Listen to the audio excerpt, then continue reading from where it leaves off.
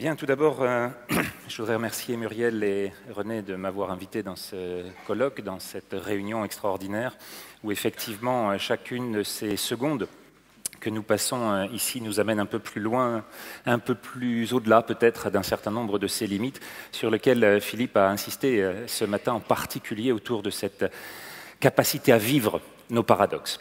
Et c'est un petit peu autour de ces questions qui avaient déjà été débattues hier. On avait parlé de René Descartes, du premier à remettre les lois de la nature comme dans son concept moderne, et dans lequel il avait dit pourtant préserver le libre arbitre. Pour préserver, il faudrait que l'esprit humain ne lui obéisse pas, finalement, à cette règle fondamentale, à l'ensemble de ces lois. Mais nous interagissons avec nous-mêmes. Les schizophrènes, vous venez de le rappeler, nous interagissons entre nous et nous interagissons avec l'ensemble des éléments constitutifs de l'univers, et donc l'ensemble des lois, celles qui sont un peu déterminantes, malgré tout, s'appliquent à nous, nous le savons tous. Et ce que je voudrais simplement vous montrer, c'est que ceux qui s'appliquent à les repousser se savent parfaitement limités. Heureusement, ils n'en tiennent pas compte. Et c'est dans ce domaine qu'évoluent leurs exploits, et dont ils montrent les limites qui sont aussi les nôtres. Alors en rentrant ce matin, j'ai vu que cette question posée dans l'accompagnement, finalement, qui sera peut-être celle d'un Gypsy 15, 16 ou d'un autre. Et je voudrais, autour de cela, vous présenter juste deux extraordinaires moments qui ont été autour de la question que Philippe posait, justement une de ces questions qui nous donne, autour du flou de la définition de ce que sont nos spécificités humaines, en particulier celle de l'accompagnement des naissances. Cette expérience se passe dans la baie d'Along, sur l'île de Catba, avec les Langurs, et cette jeune femelle de 5 ans, qui doit normalement accoucher seule, va avoir ce geste pour tenter d'aider son petit qui vient à naître, et ce geste, au moment où il se trouve bloqué, va être mise en présence d'une femelle de 15 ans, qui est, elle, 5e part, et qui vient d'accoucher dans l'heure qui précède, va venir intervenir immédiatement sur la difficulté, semble-t-il, que connaît cette primipare, pour aboutir à des gestes qui sont typiquement ceux que l'on connaît, et sortir en 18 secondes, l'enfant à naître. Et ce geste-là va aboutir à une naissance entière, complète. Quelle est la qualité de ces gestes, de ce regard? Quelle est la conscience que cette femelle de 15 ans a de cette situation par rapport au cri que posait l'autre? Quel est le dialogue qui s'installe entre elles alors que nous sommes séparés des colobes qui vont donner ces trachypithèques il y a à peu près 19 millions d'années. Cette deuxième expérience, c'est à l'inverse, à l'autre bout, celle de l'accompagnement des mourants. Cette jeune femelle de 30 ans va accompagner sa mère d'un peu plus d'une 50aine d'années, et ce moment est unique dans les annales de l'observation, puisque c'est le moment où on va voir cette jeune femelle s'approcher de sa mère, la caresser, lui toucher le dos, venir s'approcher de ses lèvres pour voir, peut-être, si un souffle en sort encore, et qui, dans l'heure qui va suivre le dernier souffle, va avoir une position de sidération complète qui durera pendant la semaine.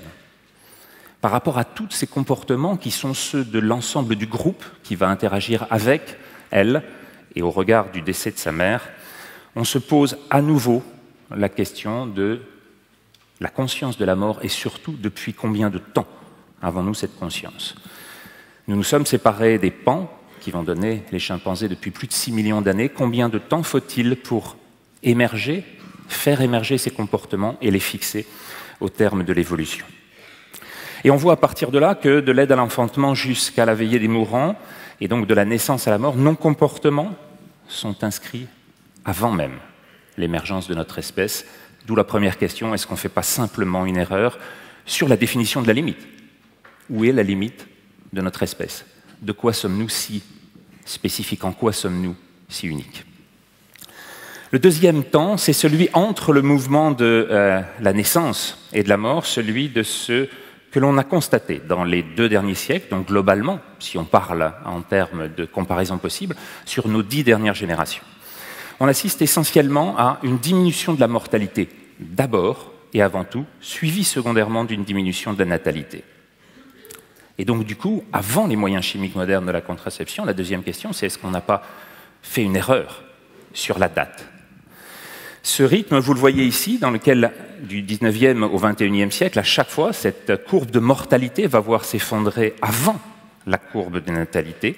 Mais cette courbe de natalité, qui va donner donc l'accroissement naturel, l'explosion démographique que l'on connaît au XXe siècle, vous la retrouvez en Grande-Bretagne, au Mexique, en France, sur l'île Maurice, à Taïwan, en Finlande, dans tous les pays du monde, c'est systématiquement la même chose.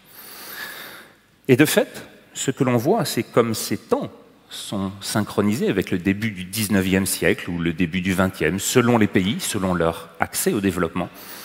On voit très bien que la médecine efficace, qui n'a que 50 ans, globalement, la pénicilline est inventée juste avant la guerre, c'est le premier effet majeur que l'on va avoir, entre autres, sur la mortalité infectieuse. Mais derrière, toutes ces questions sur l'augmentation de l'espérance de vie ne seront pas résolues par la médecine, mais bien avant, par un accès à l'énergie, par le biais de l'alimentation et de l'hygiène. Sur l'augmentation de la durée de vie, on va voir un déploiement de ce programme de la complexité humaine au moment où les contraintes environnementales commencent à diminuer. On commence à repousser ces limites. Le problème, c'est que cette diminution pourrait n'être que transitoire. Et donc là, c'est la question que Flore Vasseur posait hier, est-ce qu'il n'y a pas une erreur sur la compréhension même des mécanismes fondamentaux? Voyons cela d'un peu plus près. Sur l'espérance de vie, quasiment donc de 1870 à 2014, on voit cette montée progressive, cette accélération au cours du XXe siècle, et puis ces deux événements majeurs que sont la Première et la Seconde Guerre mondiale. Et si on s'intéresse seulement à ce qui se passe depuis la fin du dernier grand conflit mondial, eh bien on voit globalement que la pente de progression a été considérablement diminuée, d'un facteur 5 en particulier chez les femmes, en France, et avec, depuis maintenant les 3 dernières années, une stagnation, 85 ans, 84,9, 85 ans.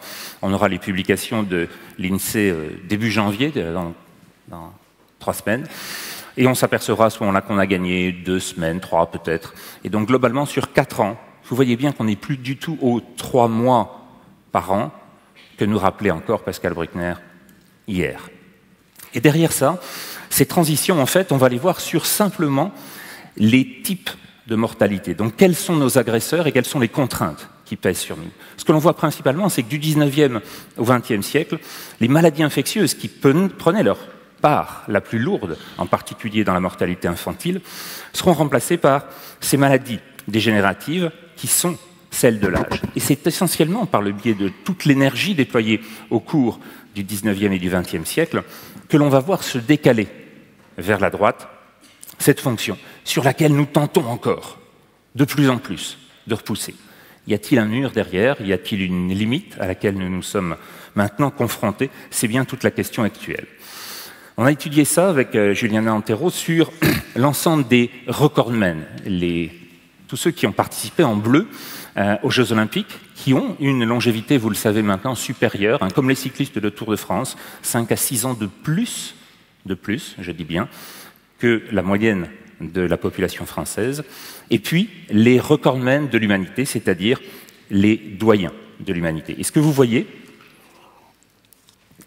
globalement, c'est que toutes ces courbes-là arrivent à un plafond simultanément. Ils vont avoir, comme celle de la France, qui commence à ralentir un peu, comme celle du monde, qui continue à progresser, mais avec une pente un peu plus faible, à chaque fois, et de façon de plus en plus évidente, à fur et à mesure qu'on se rapproche de notre limite. 122 ans, c'est la limite actuelle officielle dans l'espèce humaine, depuis 1997 et le décès de Jeanne Calment. Et puis, si on regarde dans le domaine sportif, le 200 mètres, qui est la course sur laquelle on obtient la vitesse la plus grande qui puisse être donnée, c'est sur le 200 mètres, plus que sur le 100 mètres qu'on le voit. Et bien globalement, vous avez à nouveau cette même courbe avec les deux marques fondamentales, chez les hommes comme chez les femmes, Première et Seconde Guerre mondiale, et une fonction qui arrive, malgré les progrès extraordinaires et les courses que mène Usain Bolt. Finalement, ce qu'il nous fait, c'est principalement de nous montrer où est la limite actuelle. Le saut en hauteur pour l'Altius va avoir la même chose jusqu'à Javier Sotomayor. Et vous voyez là que ces records, qui datent maintenant depuis 25 ou 30 ans, ne montrent plus d'évolution de la physiologie humaine pour tenter de s'arracher à la contrainte principale qui est celle de la gravité terrestre. Et tous les records du monde, natation, haltérophilie, patinage de vitesse, cyclisme, s'accumulent pour montrer que nous sommes à peu près à 99% de ces capacités maximales, alors que nous avions démarré à 70 au cours du XXe siècle, à la fin du XXe siècle, en particulier en 1896, quand démarre l'aventure olympique qui va montrer toutes ces évolutions. Mais il n'y a pas que dans l'espérance de vie ni dans le sport. L'évolution du PIB en France va montrer à nouveau le même type de courbe, avec ces deux ruptures de la Première et de la Seconde Guerre mondiale, et un ralentissement dans les dernières années. On ne saurait être plus clair. Olivier Poivre-d'Arvor l'a rappelé tout à l'heure. Et donc nous arrivons dans tous ces domaines, finalement, à atteindre nos plafonds simultanément. Pourquoi? Simplement parce que dans ces mécanismes-là, le fait de mesurer nous oblige à passer par des concepts, et les concepts eux-mêmes imposent non pas une vision linéaire de ce progrès, mais une fonction de croissance qui porte elle-même la limite. Donc ce n'est qu'une interprétation, ce n'est que la mienne aujourd'hui, je ne suis pas obligé de la partager, je vous la livre puisque vous me l'avez demandé, mais c'est à partir de cela, si vous voulez, que globalement on va voir comment évolue autour de cela l'ensemble des capacités. Cette troisième vision, c'est celle, justement, que vous rappeliez Olivier tout à l'heure, celle des records à chaque âge. Et on va prendre ici, pour le 100 mètres, ce qu'est le record détenu par un minime, par un cadet, par un junior, par un senior, en l'occurrence Usain Bolt, en 9,58.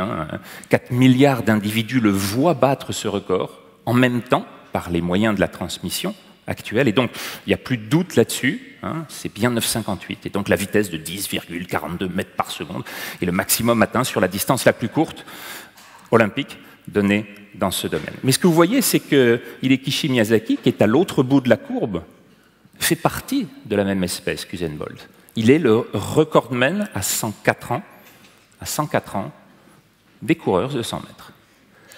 Et sa distance, parcourue en 34 secondes 10 centièmes, qui vous donne une vitesse de 3 mètres par seconde globalement, va vous donner l'enveloppe générale à l'intérieur de laquelle nous nous trouvons tous, puisque cela nous disent où est la limite. Que l'on regarde les recours sur les courses, que l'on regarde sur le saut en hauteur, masculin et féminin, là encore, à chaque fois vous avez ce même type d'approche avec une fonction très simple que vous voyez là-haut et un très haut degré d'adéquation à 0,99. On explique 99% de la variabilité autour de cette fonction toute simple. C'est assez rare en médecine d'avoir, ou en physiologie, d'avoir des démonstrations aussi proches, finalement, entre la réalité et ce qu'est notre tentative d'explication physique ou mathématique. Et tout le sport est réglé de la même façon, y compris les sports collectifs, y compris les sports de précision, y compris les sports de combat. À chaque fois, vous trouvez ces indicateurs qui nous montrent que nous fluctuons vers un maximum aux alentours de 25 ans et progressivement, malheureusement, un petit peu moins. Pourquoi? Parce que toute la physiologie va répondre de la même façon. Pulmonaire, respiratoire, cardiaque, neuronale. Vous en connaissez une ici, c'est celle de l'hormone antimullérienne qui va permettre d'approcher, certes de façon pas toujours très certaine, mais dans cette estimation, d'approcher une prédiction possible de l'âge à la ménopause. Et la conséquence de cela, c'est bien entendu que cette courbe se retrouve sur la fonction qui est portée, entre autres, par cette possibilité qu'offre cette distribution hormonale chez les hommes, japonais et allemands sur cette courbe, comme chez les femmes, avec ce décalage qui est celui dans lequel la capacité masculine va permettre, parce que simplement on s'évite l'effort des 9 mois à porter, à développer. On a réussi à trouver cette solution de vous confier l'ensemble de cette activité. Et pendant ce temps-là, on se croit justement libre de penser, de faire toute une série d'évolutions théoriques, alors que vous portez le fondement essentiel de notre survie. Mais ces points-là nous permettent de retrouver sur la fin les quelques dizaines de femmes qui, dans les ultra-tardives que René nous présentait hier, les quelques dizaines de femmes qui, entre 49 et 50 ans, nous montrent à nouveau la limite, au-delà de laquelle intervient seulement la technologie. Mais les fonctions portées par les capacités cognitives, par exemple, vont nous montrer les mêmes capacités pour reconnaître. plus de 60 000 sujets, Laura Germain à Harvard, montre que cette fonction, cette capacité neuronale, culmine de la même façon, un tout petit peu décalée, vers 31 ans, et que cette capacité s'émousse petit à petit, on reconnaît moins les autres, on est toujours en interaction, mais de façon un petit peu moins simple, un peu moins facile. À nouveau, ce n'est pas du tout spécifique de l'espèce humaine. Cette capacité à reconnaître l'émotion portée par l'autre, et donc cette communication, qui n'est pas du tout une communication virtuelle théorique, qui est la réalité de ce que nous connaissons et nous reconnaissons de l'autre, est portée de la même façon par l'ensemble des primates dont nous faisons partie. Et cette fonction, vous l'avez là, c'est cette courbe de croissance en jaune, qui est une exponentielle inversée, et puis cette courbe de décroissance, qui est liée cette fois-ci au temps, qui est en blanc, et qui est en fait la progression lente et exponentielle de l'entropie à l'intérieur même de notre organisme. C'est des principes très simples, qui sont des principes universels, qui s'appliquent aux vivants, Philippe l'a rappelé également, et qui vont donc montrer progressivement cette capacité, et qui va définir à l'intérieur de cette surface, finalement, ce que nous sommes. Et de l'autre côté, c'est là où on peut appuyer, comme disait Étienne Klein hier, on peut appuyer là, parce que c'est là où ça fait pas mal. C'est les panou. Et donc en dehors, vous avez toute l'expression de ce qui ne nous concerne plus parce qu'on est au-delà de cette limite. Et nous avons conscience de celle-ci seulement lorsqu'elles nous ont définitivement poussés. Donc il faut faire l'expérience de la limite pour savoir où elle se trouve et surtout comment elle fluctue, comment elle évolue. Et du coup, ça nous donne une capacité, peut-être, à changer ces erreurs d'interprétation. Et puis ce qu'on voit, c'est que, effectivement, ça évolue au cours du temps. Entre 1975 et 2010, on a 2 séries extraordinairement précises, et on en a plein maintenant sur le sprint, sur les courses de fond, mais on l'a aussi chez le cheval, on l'a aussi chez le lévrier, chez le lapin, les petits lapins sur le bord de la route, sur l'ultra-trail du Mont Blanc, et bien finalement on les fait sauter, on les fait courir, on s'amuse à les chronométrer, à les mesurer, à les prendre comme d'habitude. Et puis qu'est-ce qu'on trouve? La même chose, c'est-à-dire qu'on va avoir chez le lapin, chez le lévrier, chez le cheval et chez l'homme, et ses meilleurs compagnons, la même courbe, une fonction d'expansion. Et ce n'est pas seulement le record là-haut qui change, c'est aussi la durée de vie maximale.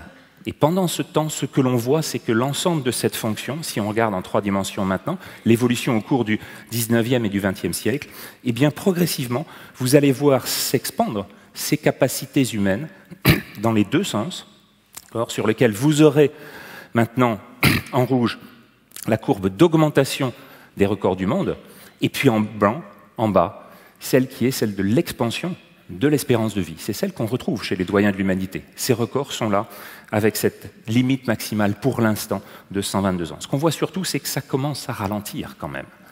Pourquoi? Parce que probablement un certain nombre de contraintes s'élèvent à l'extérieur et nous réinscrivent à nouveau dans un contexte, alors que dans le même temps, cette optimisation de la croissance, ce ne sont que des facteurs dans lesquels sont tentées les fonctions d'optimisation, finalement arrivent à un certain nombre de plafonds. La résultante, évidemment, de 2 phénomènes contradictoires ne sera peut-être pas forcément à notre avantage au cours du XXIe siècle. Qu'est-ce qu'on a sur l'élévation des contraintes? L'augmentation du CO2, l'augmentation et la variation de température que l'on a vue et dont on n'a jamais vu une accélération aussi importante que celle que nous avons depuis une cinquantaine d'années. Et puis, dans l'évolution économique, la même chose, celle que Larry Summers, qui était conseiller de Bill Clinton, va montrer et discuter depuis à peu près une année maintenant, sur lequel, on le connaît, la stagflation, cette absence, cette atonie de l'économie, japonaise en particulier, montre ce plateau atteint depuis 20 ans. Et puis, en France, de la même façon, l'évolution du CAC 40 actuellement nous pose le même type de questions. Mais le problème numéro 1, au-delà de celui-là, je vous ai dit que l'énergie était essentielle aux vivants, Philippe en a rappelé les prémices également, eh bien c'est ce lien qui se démontre petit à petit entre ces fonctions d'expansion et l'énergie qui a été consommée par tous les pays.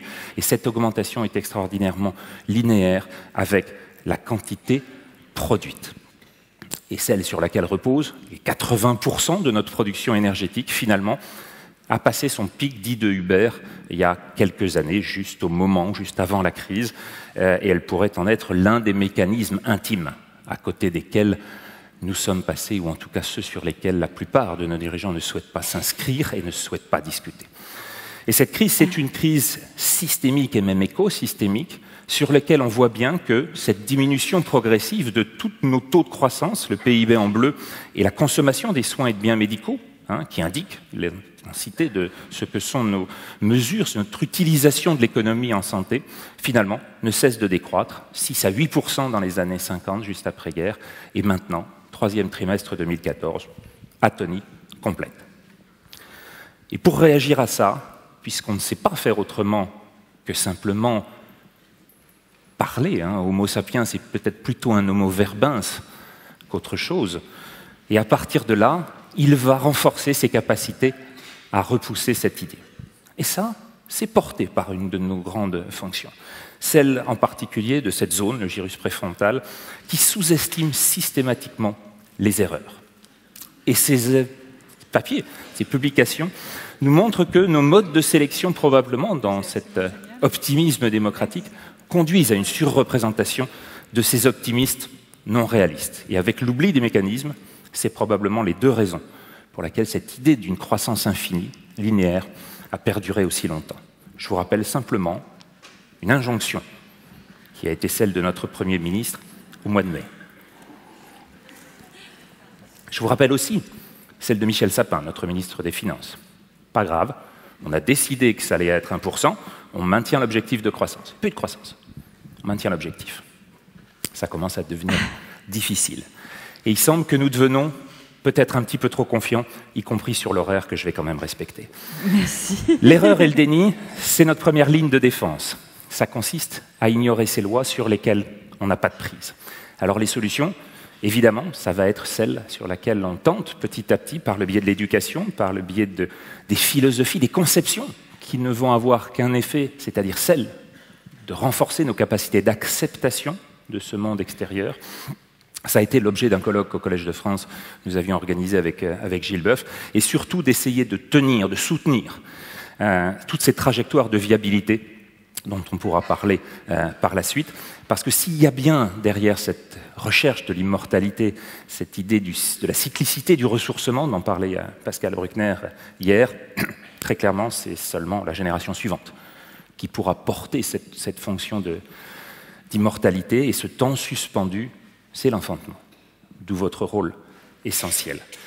Et cette citation qui était simplement émise hier, la conclusion de Pascal Bruckner, je pense qu'elle est là, aimait suffisamment la vie pour accepter de la quitter et pour en laisser la jouissance aux générations futures, à condition toutefois qu'on puisse les aider. Voilà, je crois que je vais un petit peu dépasser les bornes des limites. Je m'arrêterai là, simplement en remerciant toutes celles et ceux qui ont participé à l'élaboration de ces résultats. Juliana Antero, Geoffroy Berthelot, Andy Marc, Philippe Noiret, notamment Julien Schipman et Adrien Sedeau. Et puis vous dire que l'ensemble de ces travaux ont fait l'objet de publications que vous pouvez trouver sur le site de l'IRMES, en particulier le livre du colloque « L'homme peut-il s'adapter à lui-même ?» Et puis vous remercier de votre attention. Oui, et on peut retrouver